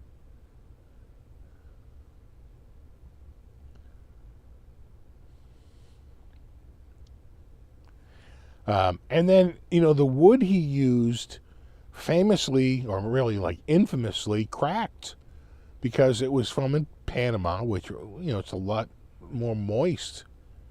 It came up into the United States with our dry winters, and the next thing you know, the wood is drying out and cracking. I don't think there's really too many cabs out there that didn't suffer a crack right down the middle of it. Tone King was saying that all his amps cracked. I said mine didn't, but I looked the other day, and mine is cracked. You can see a crack right down the center of the wood. So again, he was trying to put this together, but never. I don't. Who knows how it worked out for him? But I suspect he probably lost a considerable amount of money.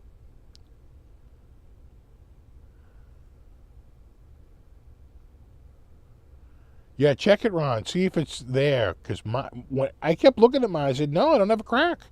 No, it's not cracked. Then I looked the other day. I just happened to say, see, mine is, oh, my God, it is cracked. See, yours is cracked. But, oh, my shit. Look at that. Oh, my God. Yeah, no, mine did crack eventually.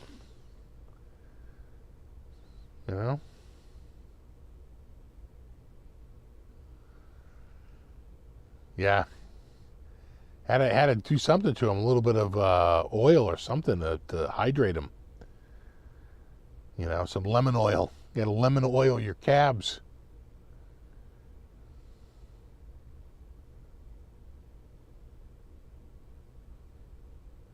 What's up, Stefan? Yeah, it's a Panama crack epidemic.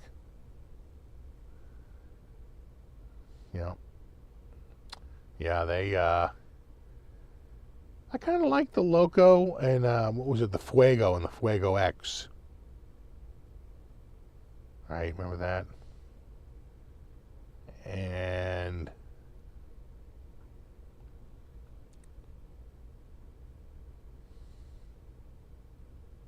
the Marauder. I can't remember that. He had quite a few. He had quite a lineup. Yeah, the Fuego X. Yeah.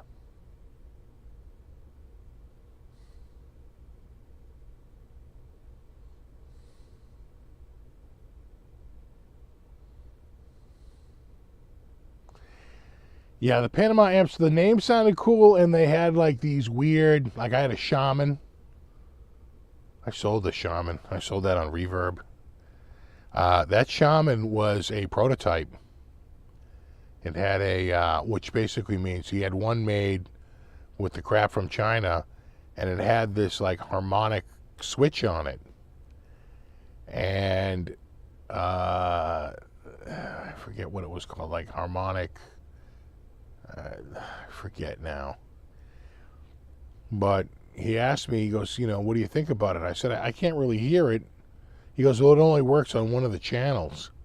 I said, well, maybe that's it. I said, even when it's on the other one, it's a very subtle thing. He goes, yeah, it's not very in your face. And I said,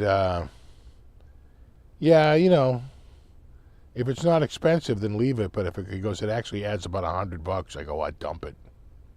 I would dump that in a heartbeat if it adds $100. And that's what they wound up doing. The final one didn't have it.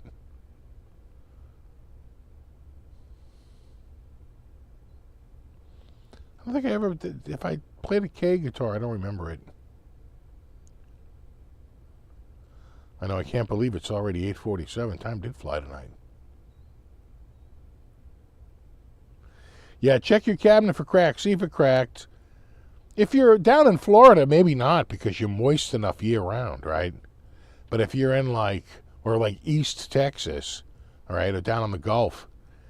But I think if you're in West Texas, or if you're in the Southwest, or up in the Northeast or the North, the Midwest up north, where the winters are just so freaking dry, even if you survive the summer, it's the winter that's going to get you, right? You're going to get a dew point so ridiculously low, so little moisture in the air. That's when it happens.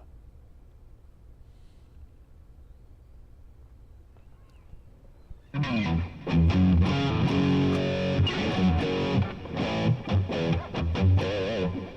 played Panama through the Panama. I would when I had them. Of course, I played Panama like every time I did a video.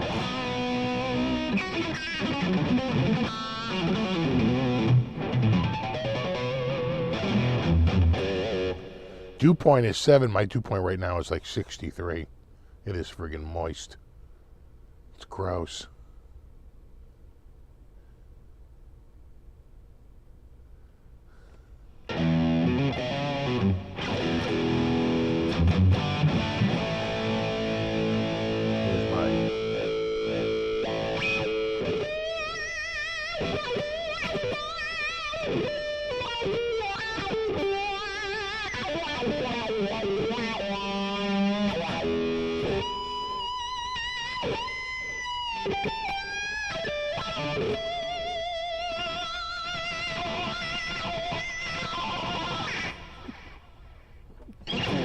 He's having an episode.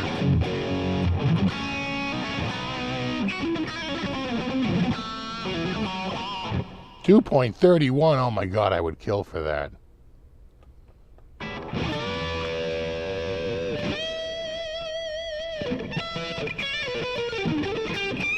Yeah, what Ron said. What Tony said.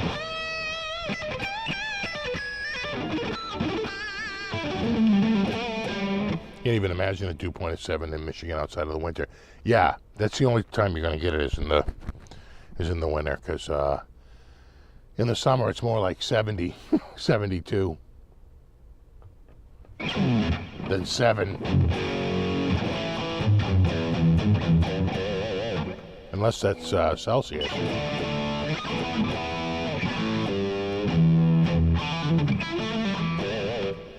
.80 degrees with a dew point of 34. God, 34. That sounds amazing. I don't think we're going to be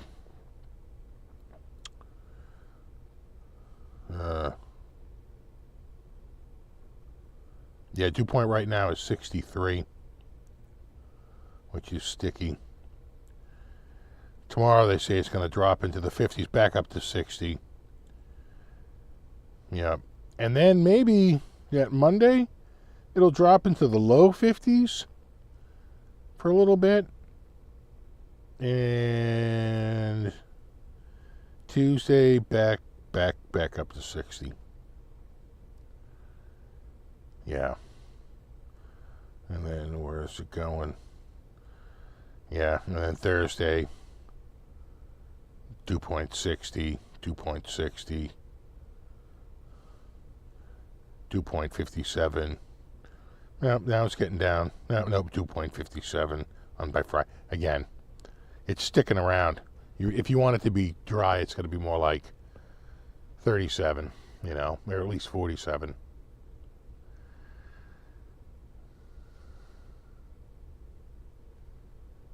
What's that movie? Cyclops there. Cyclops there. Cyclops there. Turret. Moon buggy.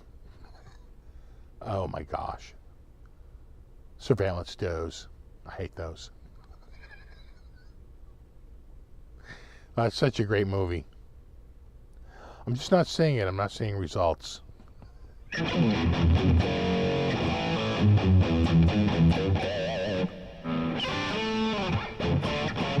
It's just a beef fungus. Fungus beef? Just a fungus beef with yeast-like properties.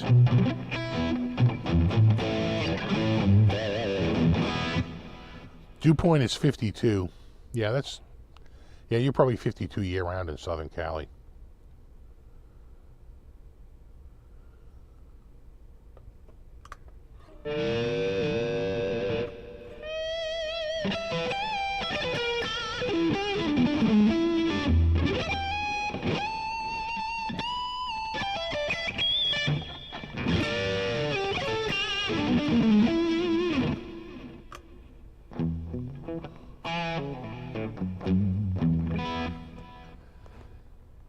Are you awake? Probably not. I was up super early yesterday. I had to do a project for somebody. So, and had to drop it off early, so I've been up early. My wife's like, what are you doing up? Like, I have to get up early. It's like doesn't want to share the time with anybody. Like, what are you doing up? This is my me time. This is my alone time. Uh-huh.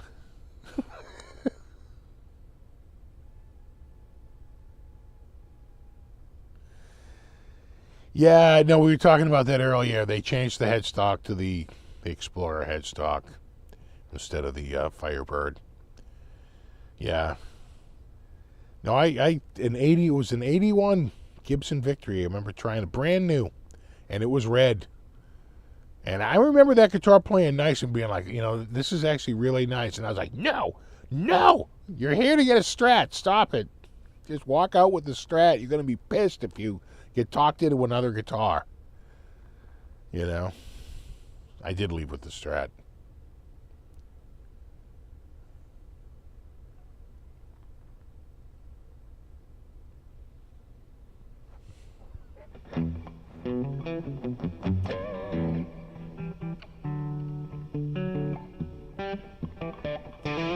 Ah, 4EX got it. Gentleman Broncos.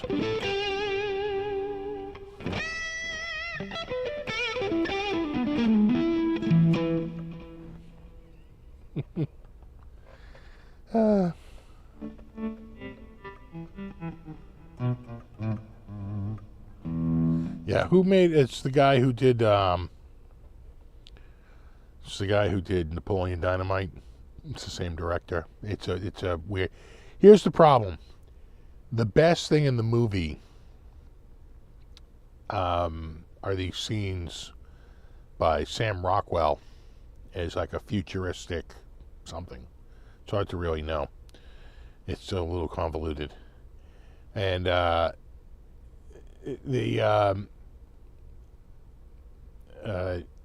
but he's only got about 10 minutes of screen time. That is the best screen time, though. Maybe 15 minutes of screen time. So, it's just one of those movies where you wanted more of that, but it wasn't.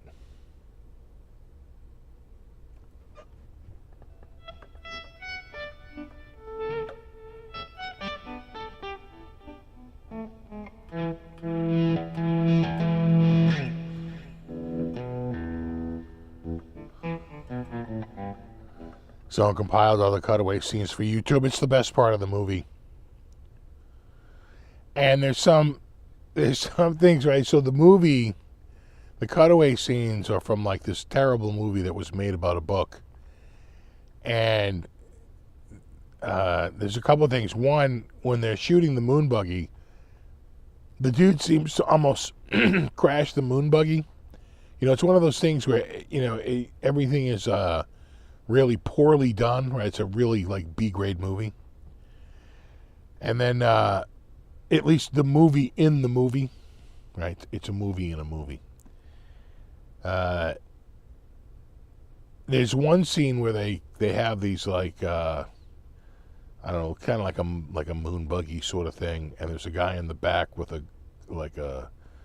machine gun on like a stand or whatever, a laser gun. And they hit a bump, and that dude gets ragdolled on the back of that thing so hard. I was like, oh my God. I thought he was going to friggin' break his neck. He gets, and that's a real dude. And I was like, they hit a bump, and that dude gets friggin', oh my God, whipped. I was like, oh shit. It was like so bad. I was like, oh my God. That poor dude, I'm sure it was just a stunt man doing it, but oh my God. He gets, like just from the, the thing hitting the bump and sort of like just whipping him. And he's got the machine gun, but the machine gun's moving. And so he moves with it. Oh my God. I'm like, holy shit. He's like, I thought he was going to fall off, but he didn't. He stayed on the vehicle.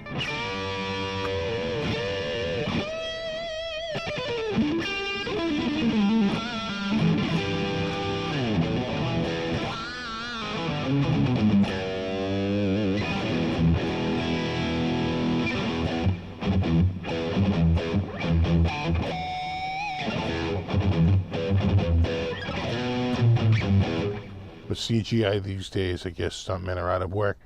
To a degree, you'd be surprised how many times stuntmen do so many things that, like just even walking, right? Because they don't make the actor do that. They bring in a stunt double, not even a stunt, just a double, right? Just to handle some scene. They get him in a costume and get him walking down, so they don't have to waste time with the main actor doing that. I think what will happen is if the CGI gets cheap enough that it's cheaper to do that than to cover the insurance for the stuntmen, that's when you'll see it'll take off. At the end of the day, it all comes down to the cash. Have a good one, speaker. Yeah, it is 8:59. God, I can't believe it's 8:59. It is, that was a fast night. All right, dudes. There goes my condenser draining. You guys have a wonderful week. Check out Monday's Guitar of the Week. I think you'll like it. I think it's a guitar that will be loved by all. No, it is nice. I like it. I like it a lot. It's a nice guitar. It's fun, very fun, lots of fun. Just want to have fun. Anyway, so check that out on Monday. And I don't know what else I have going on this week. I might have a second video this week if I get the bass. So if I get the bass this week, maybe I'll make it depends on when I get the bass. And if I have time to shoot the video, maybe I'll put a video out this week on the bass. But I'm not sure of the timing on that. We'll see. And then I see John Wick 4 Staircase Fade. Oh my God, that's amazing. And then we will do it all again in a week. So thanks for everybody for hanging out tonight. Super extra special thanks to anyone who contributed. I always appreciate that. And of course, Brofist to my mod squad. Hashtag Brofist. Hashtag Mod Squad. Hashtag Where is Ben Coombs? Hashtag Ben Coombs is missing. All right. We'll flush him out. Christmas. I have a feeling he's going to be back at Christmas. Maybe the Great Pumpkin. We'll see. Could be Halloween. Could be Christmas. We'll know. Anyway, you guys have a wonderful week. And we will do it all again next week. And there you have it. No. You rock. All right. I'm off. I'm off to go rustle up some grub. And by that I mean put leftovers in the microwave. All right. Have a great week. I'll see you guys next week. Check out the show on Monday. And I'll see y'all in a week. Later.